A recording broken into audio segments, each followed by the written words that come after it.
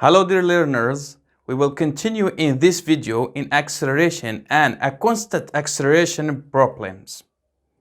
First, in this motion, for example, we start with initial velocity vi, and during time t we pass a displacement d.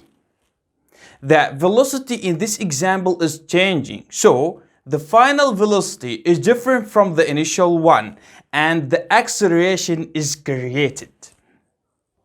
The variable in our example are vi, initial velocity, vf, final velocity, t, time, d, displacement, and a, acceleration.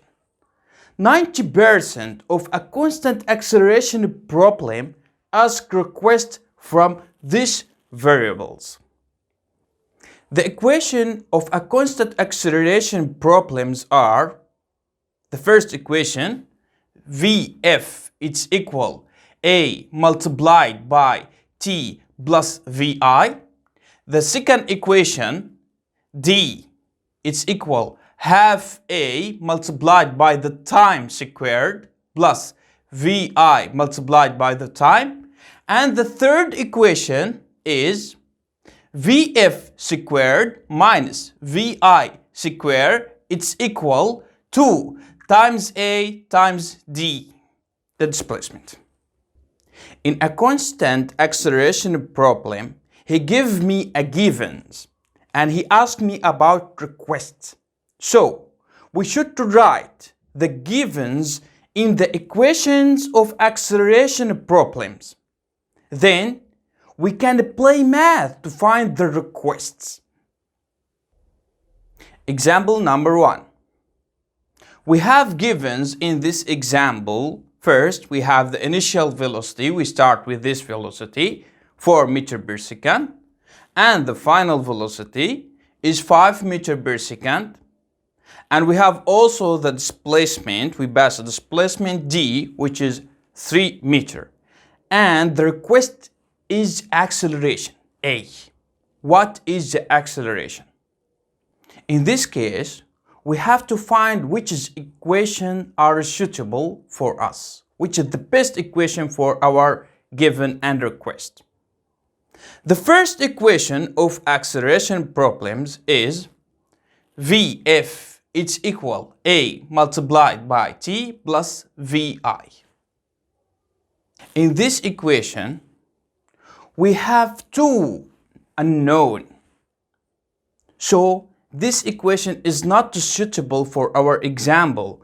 The acceleration is unknown and the time is unknown. So this equation is not suitable for us. And we have also in the second equation is d, it's equal half a multiplied by t squared plus Vi multiplied by time. Also, we have here two unknown. So this equation is not suitable for us because in the math we can't solve equation like this with two unknown. The third equation is Vf squared minus Vi squared, it's equal to times A times D. After writing the given in this equation, we find that we have one unknown, one variable which is the request that we have it in this example. And after some calculation in calculator, we can type it immediately in the calculator, or we can find it by a simple calculation in the math, and we can find that the acceleration is equal 1.5 meters per second square. Example number 2. In this motion, we start with initial velocity Vi, and the velocity is changing, so we have a different final velocity.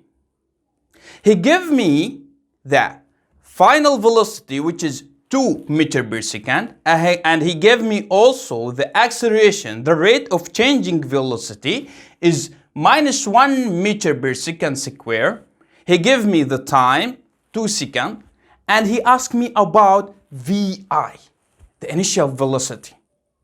We can apply now the first equation to see is it suitable for us or not. In the first equation, after writing the given, we can find this is suitable for us because we have just a known which is the request VI. And we can find that VI is equal 4 meters per second. In this example, we recognize that the initial velocity is more than the final velocity. That's because the acceleration is negative and the motion is decelerated. Example number 3. He gave me in this motion the initial velocity is 4 meters per second and the final velocity is 10 meters per second, and he gave me the acceleration, the rate of changing velocity is 2 meters per second square, and he gave me also the time which is 3 seconds. He asked me about the displacement. D is the request. After writing the given in the equation that we have in our constant acceleration problems, we can find that the second equation and the third equation, both of them are suitable for us. So we can choose one of them and mathematically we can find what is the request, which is D, it's equal 21 meters. Now I write all the given in these equations and I want to make a simulation between them. But by the time you can make that simulation in your mind, which equation is suitable for this given and this request, and you can find which equation is suitable. In real problems, the given and the request are hidden between the words of the problem. In the next video, I will explain how we can find that given from the problems. See you in the next video, inshallah. Goodbye.